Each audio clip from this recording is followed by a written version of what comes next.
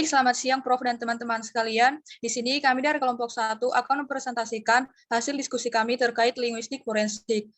Namun sebelumnya kami mengucapkan terima kasih kepada Profesor Dr. Haji Hasnaf Faiza ARMU selaku dosen pengampu yang telah membimbing dan memberikan kami kesempatan untuk mempresentasikan materi kami.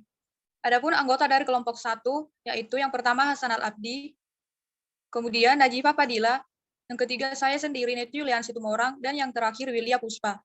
Langsung saja kita masuk kepada materi. Kepada pemateri pertama, kami dipersilakan kepada Willia Puspa. Baik, terima kasih moderator. Adapun materi yang pertama yaitu resensi artikel jurnal. Yang pertama judul artikel yaitu linguistik forensik, sumbangsi kajian bahasa dalam penegakan hukum. Yang kedua ada penulis yaitu Subiantoro. Yang ketiga tahun terbit tahun 2019. Yang keempat nama penerbit yaitu PBS Universitas Negeri Semarang. Yang kelima halaman yaitu 30 sampai 50 halaman.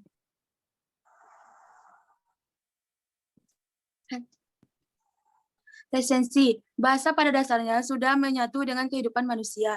Manusia menyampaikan gagasan, ide, pikiran, harapan, dan keinginan lewat bahasa. Bahasa yang digunakan oleh manusia memiliki berbagai kepentingan dan fungsinya masing-masing. Peran bahasa sangat diperlukan dalam rangka membangkitkan dan memupuk kesadaran manusia dalam menciptakan dan menegakkan hukum. Bahasa dipandang sebagai alat yang praktis dan efektif dalam memegang peran yang penting tercipta dan terlaksananya hukum dalam suatu masyarakat. Kajian linguistik forensik menghubungkan hukum dengan bahasa seperti yang diungkapkan oleh Gibbon 2007 bahwa begini seseorang mencoba untuk memahami tanda-tanda yang dihadapinya ketika membaca suatu aturan hukum atau literatur ilmu hukum. Orang yang bersangkutan berurusan dengan bahasa dan kegiatan berpikir. Baik, terima kasih moderator. Baik, terima kasih kepada Willia Puspa. Materi selanjutnya akan disampaikan oleh Najifah Fadila. Kepada Najifah Fadila dipersilakan. Baik, terima kasih moderator. Selanjutnya yaitu perkembangan berbagai kasus hukum, baik di ranah pidana maupun perdata, dirasa perlu untuk menerima subangsih atau kehadiran pakar bahasa sebagai tenaga ahli dalam mengungkapkan berbagai kasus hukum, seperti pencemaran nama baik hingga persoalan-persoalan korupsi. Linguistik forensik mengaplikasikan teori-teori linguistik dalam suatu peristiwa kebahasaan yang terlibat dalam proses hukum, baik dalam bentuk produk hukum, interaksi dalam proses peradilan, dan dalam interaksi antar perorangan yang mengakibatkan timbulnya dampak hukum tertentu. Hal-hal yang dikaji dalam linguistik forensik meliputi yang pertama, analisis penggunaan bahasa dalam ranah hukum, yang kedua, penyelidikan unsur terdalam dalam penggunaan bahasa, yang selanjutnya dapat digunakan sebagai bukti dalam proses hukum, dan ketiga, menelaah penggunaan bahasa para aparat penegak hukum dalam proses peradilan, baik penyidikan maupun persidangan. Pada dasarnya, bagian ini menjelaskan langkah-langkah penelitian di pengumpulan data, pengembangan instrumen, dan teknik pengolahan dan analisis data. Mungkin sekian dari saya kembalikan ke moderator. Baik, terima kasih kepada Najifah Fadila. Materi selanjutnya akan disampaikan oleh saya sendiri. Selanjutnya, adapun rumusan atau fokus pembahasan dalam jurnal ini adalah tentang sumbangsi kajian bahasa dalam penegakan hukum, bagaimana pengaplikasian linguistik forensik dalam penegakan hukum, pencemaran nama baik dalam KUHP disebut juga penghinaan. Pencemaran nama baik dalam bahasa Inggris disebut sebagai defamation.